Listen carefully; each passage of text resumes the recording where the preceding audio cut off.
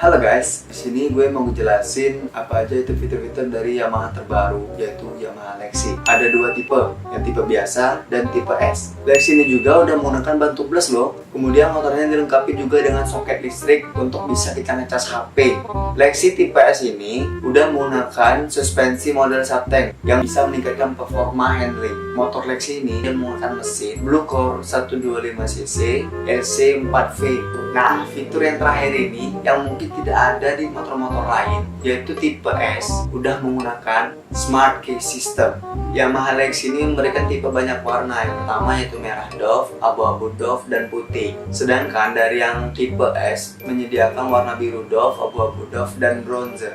Dan soal harga yang diragukan lagi, ini tipe motor yang speknya tinggi, harganya terjangkau. Makanya beli Yamaha Lexi.